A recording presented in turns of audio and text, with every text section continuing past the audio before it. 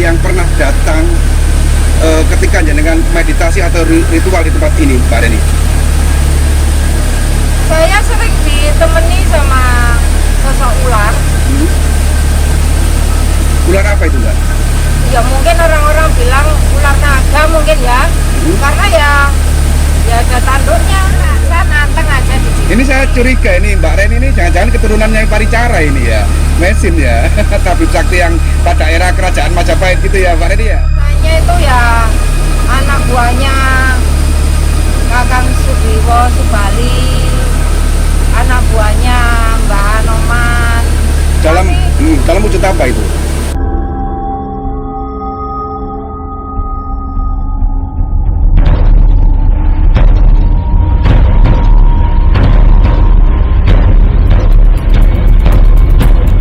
Di cerita Tutur Tinular itu ada sosok mesin atau Nyai Paricara yang memiliki kemampuan pengobatan tradisional. Nah di sini teman-teman kita mendapat informasi dari masyarakat ada sosok wanita yang sedang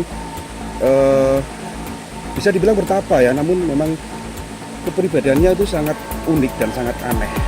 Beliau senang menyendiri di tempat-tempat seperti ini, tapi kelebihannya itu sangat luar biasa. Maka untuk mengobati rasa penasaran ini kita akan langsung saja menuju ke lokasinya.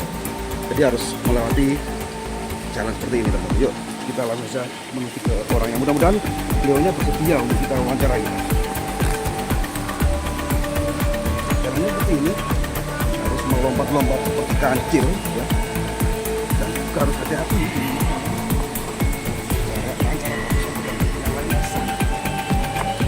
Waduh, harus melewati sungai purba ini. Ini ada dupa loh. Hah? Ada dupa ini. Loh, Ya, ada dupa ini kan? ada tanda-tanda dupa ini kan? Ini sudah mulai mendekati anu, Menunjukkan bahwa tempat ini memang sakral ya, disakralkan ya. kalau ke kanan jauh, Iya. ke kiri juga jauh. Enak ya pasti nggak pakai. Loh, lihat mana Kang? Loh, enak Iya, lebih aman itu Iya, nggak kapan pakai Kang? sepatu. Kalian kan? Iya, terlalu jauh. Loh, Mencolot ke Loh, apa itu loh. yang jatuh? Kacamata. wah. Lewatnya mana Kang? Enaknya itu ya, Dit. Gak pakai sepatu? Nggak pakai sepatu. Oke. Iya, dicopot aja. Oke teman-teman, kita langsung anu aja kan ya. Nembok sungai. Harus menembus sungai ini teman-teman ya. Jalannya memang agak ekstrim ya. Jadi memang tidak semua orang bisa tidak bisa menembus ya, karena dikira seperti sungai yang angker ya mungkin ya.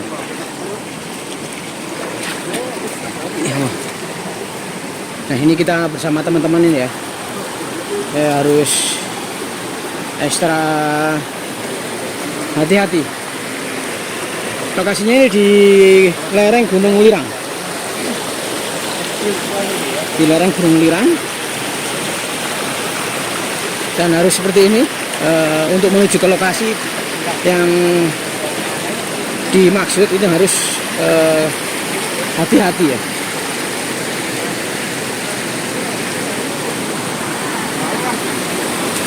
Nah ini kita sudah di dekat lokasi.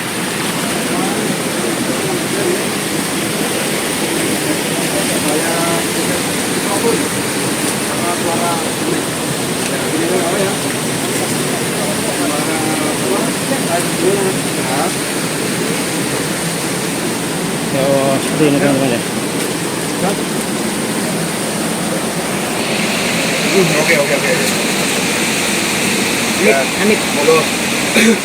Jadi banyak sekali mikrofon yang nyetel di Mbak siapa? Kalau boleh berkenalan, jenengan paling atas sinten? Nami kula Reni. Bisa bahasa Indonesia ya? Bisa? Bisa, alhamdulillah. Bisa. Iya.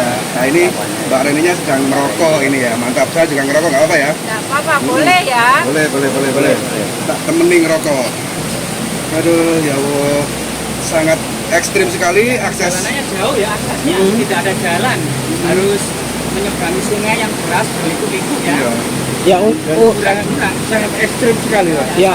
Untungnya musim kemarau ini ya. Musim kemarau tapi air di sini sangat deras, mata airnya sangat melimpah. Lereng. Mbak Reni bisa diselempitkan mic-nya biar nggak seperti itu. dicantolkan biar lebih enak. Iya. Jadi mohon maaf sebelumnya sudah mengganggu waktu panjenengan, Mbak Reni ya. Oke, ya. Ini kan tadi kita mendapat informasi dari masyarakat bahwa di lereng Gunung Lirang ini ya, di aliran lahar atau sungai ini ada seorang wanita pertapa atau orang yang sedang lelaku ritual yang konon ceritanya jenengan ini merupakan tabib lokal ya, orang yang bisa mengobati berbagai macam penyakit. Itu benar Mbak Reni ya?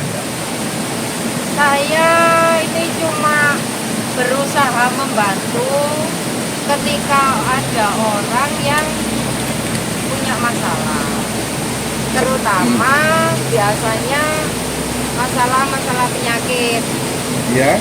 ya penyakit medis, ya penyakit yang tidak kelihatan, seperti itu Mas.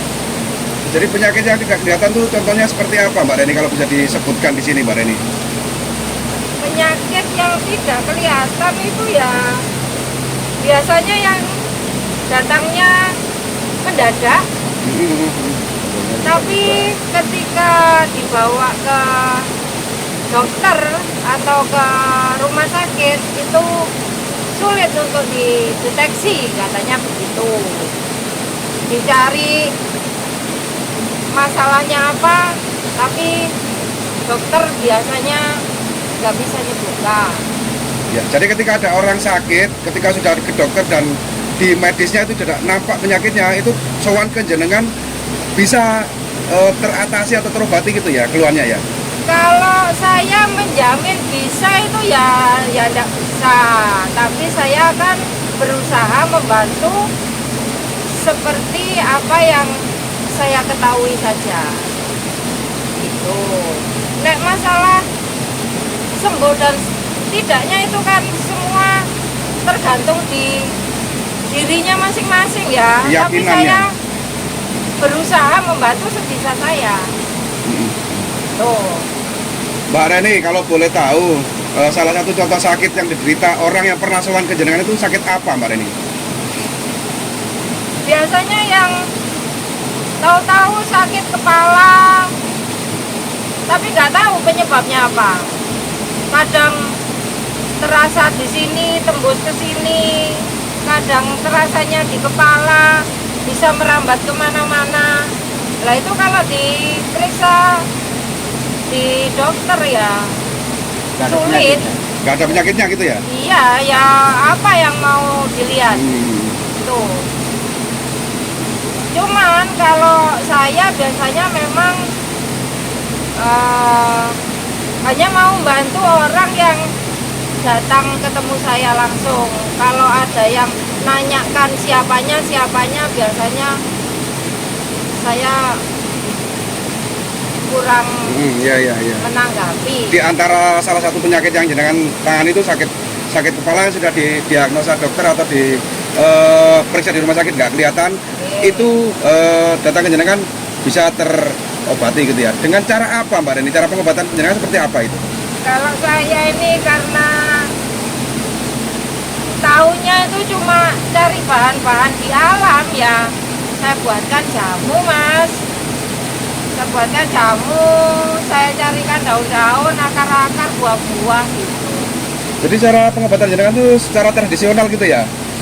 Iya. Seperti yang dilakukan Nyai Paricara atau Mesin dulu ya, zaman kerajaan Majapahit gitu ya, Mbak Reni ya? Ya kira-kira begitu. Seperti itu, ya. Mbak Reni sudah, kita kan dapat kabar bahwa Mbak Reni itu sering meditasi di tempat ini.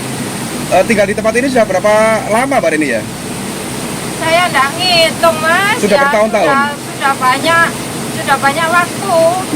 Mbak Reni tinggalnya di dekat Gua Putih itu ya? Ya lumayan jauh. Nah misalnya gini Mbak Reni, kalau misalnya ada orang yang membutuhkan pertolongan Mbak Reni dalam hal pengobatan yang ini kan bisa dibilang semi gaib ya, itu bisa datang ke mencari Mbak Reni di alamannya di mana, di Gua Putih ini ya, di wilayah Trawas ini ya. Masuk ke Trawas ya? Tanya aja sama orang-orang sekitar situ di jalanan mau masuk ke Gua Putih. Tanya aja, ada yang perempuan di situ suka duduk-duduk di situ. Siapa? Nek ngarani ya terserah, ngarani mau dipanggil Mbak Reni, mau dipanggil Mbah Soko, terserah wes. Pasti ketemu gitu ya? Pasti ketemu. Pasti ketemu, iya. Mbak Reni, Jenengan tiap hari di sini ya? Tiap hari ya, standby di sini maksudnya ya? Hampir dikatakan setiap hari. Oke, yang awal kita nanya tentang pengobatan Mbak Reni. Kan tentunya seorang yang tinggal di suatu tempat yang sangat ini jauh dari permukiman penduduk ya, Oke. bisa dibilang ini di pinggir hutan gitu Mbak Reni ya. Ya. Kalau boleh tanya Mbak Reni, di sisi mistisnya, jenengan pernah dijumpai apa Mbak Reni di sini Mbak Reni? Waduh, kalau Sosok-sosok gaib itu. kan yang dijumpai Mas ya bawahnya. Cuman ya yang paling sering biasanya itu ya anak buahnya Kakang Subiwo Subali, anak buahnya Mbah Anoman. Dalam Tapi, dalam wujud apa itu? ya wujudnya mereka apa? Seperti itu. Monyet ya? Kera putih. Kera ya. Ya kadang putih ya kadang ya abu-abu. Apa pengalaman mistis jenengan yang pernah alami yang bisa diceritakan kepada kami Mbak Reni di tempat ini? Ya macem-macem ya. Salah satunya ya ada ular, ada yang lain-lain juga. Kucing juga ada. Kucing. Ya kucing besar. Tapi yang paling sering itu biasanya ya ular yang datang. Ular apa itu Mbak Reni? Wah, kalau masalah ularnya jenis apa saya nggak paham ya itu. Apakah itu ular naga Mbak Reni? Kalau ngomongkan ular naga ya bisa saja karena kan ya kadang-kadang dia besar kadang-kadang kecil. Kera ya. Serang. Tapi yang melata juga ada. Cuman biasanya mereka itu kan nampak itu kan kalau mereka juga punya pesan-pesan buat saya atau ketika saya memang membutuhkan informasi untuk tanya apa sih jamune wong iki, nah seperti itu biasanya ya ada saja ya lah yang bantu. Sebentar, tadi jenengan mengucapkan pesan-pesan dari mereka. Nggih. Pesan apa yang disampaikan mereka ketika menampakkan wujudnya di hadapan jenengan Mbak Reni? Kebanyakan itu ya terkait dengan menjaga alam karena saya kan ngobati orang itu biasanya kan menggunakan bahan-bahan alam. Ya. Mereka itu biasanya ya pesen-pesennya itu ya kumani lah anak putune aja ditekno kabeh. Pesannya seperti itu. Ya. Tapi lebih mengedukasi bahwa memang ini yang dibutuhkan untuk orang yang benar-benar Iya. membutuhkan gitu ya. Iya, karena saya ngambil di alam pun itu ya sebetulnya butuhnya saya gegem ya saya ngambil saya gegem saja. Kalau misalnya butuhnya saya jemput ya saya ngambil segitu. Karena kan yang sakit kan bukan satu orang, yang sakit kan banyak. Lalu diambil semua yang lain tidak kebagian. Gini Mbak Reni, Iya. misalnya tadi kan awal jenengan cerita bahwa orang yang sakit kepala minta pertolongan jenengan bisa sembuh. Apakah selain dari penyakit itu, misalnya ini ya, kena santet, kena telu, pengasihan, guna-guna gitu, misalnya datang ke jenengan itu, mampu nggak jenengan mengobati? Yang penting datang dulu. Datang itu sudah bentuk dari usaha mencari pengobatan, Mas. Ya, Nanti masalah obatnya, ketemunya apa tak apa, ya itu nanti dilihat dari orangnya. Lah dia waktunya sembuh apa tidak. Kalau memang belum waktunya, ya diupayakan biar bagaimana waktunya itu bisa diperpendek, biar nggak lama-lama. Karena orang sakit itu macam-macam, Mas. Jadi ya walaupun orang disantet itu bukan ujuk-ujuk karena orang nggak suka. ya. Kadang-kadang karena dia juga jahat sama orang terus disantet. Lah itu nek saya yang memperpendek waktu santetnya. Ya saya ya sama yang nggak kelihatan ya diseletik, Mas. Jadi ya lihat dulu, yang penting datang dulu. Nanti baru akan kelihatan, oh ini waktunya sembuh. Oh ini sembuhnya nanti 2 hari, setahun atau 2 bulan. Harus ketemu dulu. Kayak sampean misalnya nanyakan, Mbak, iki kakak saya ini sakit begini-begini. Ya kalau sampean mau sembuh saudaranya ya harus ketemu saya. Tuh. Ya, terus gini, misalnya ada seorang yang benar-benar membutuhkan pertolongan jenengan, Oke. dengan datang ke jenengan, Oke. itu ada tarif enggak? Biasanya kan ditanyakan seperti itu Mbak Reni ya. Lawongan saya ini dikasih alam gratis kok. Moro-moro saya kasih tarif ini ya dijendol saya. Oh gitu ya. Iya. Berarti ilmu jenengan memang untuk diamalkan gitu ya, untuk yang membutuhkan itu ya Mbak Reni ya. Ya seperti itu karena Mbak dulu lah ngajari gitu Mas. Iya. Jadi ya tarif ya langsung ke rumah sakit aja dan Oh dari betul, saya. betul. Iya, luar biasa sekali. Jadi Mbak Reni ini sosok pertapa. Kita anggap boleh nggak pertapa gitu Mbak Reni? Karena Mbak Reni tinggal di seperti ini, tempat yang sangat tersembunyi di bawah batu besar seperti ini. Nek topo berarti aku duduk tuwur Mas lah aku nek pas ngambil akar-akaran itu Oh jalan ya gitu, Mas. iya. Ya me Iya. kerasa anteng aja di sini. Ini saya curiga ini Mbak Reni ini jangan-jangan keturunannya yang Paricara ini ya, mesin ya, tabib sakti yang pada era kerajaan Majapahit gitu ya Mbak Reni ya.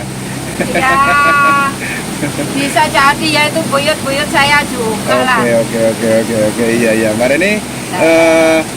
Gini ya, untuk yang terakhir, jenengan sudah membuka sebuah pengalaman bahwa jenengan itu memang bisa memberikan pertolongan untuk orang yang membutuhkan ya Mbak Reni ya, dengan tangan terbuka, dengan keikhlasan hati, bisa mengobati dengan kemampuan yang jenengan punyai gitu ya, tanpa dipungut biaya atau seikhlasnya gitu mungkin ya Mbak Reni ya.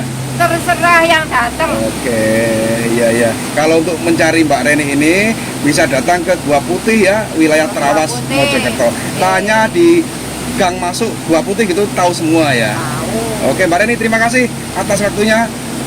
Mudah-mudahan ilmu yang jenengan amalkan bisa bermanfaat untuk saudara-saudara kita yang membutuhkan ya Mbak Reni ya. Pangestu. Oke, ngapunten sudah merepotkan dan minta waktu jenengan. Oke. Mudah-mudahan panjenengan dan kita semua diberi panjang umur dan sehat selalu. Rayu Mbak Reni. Oke. Ayo.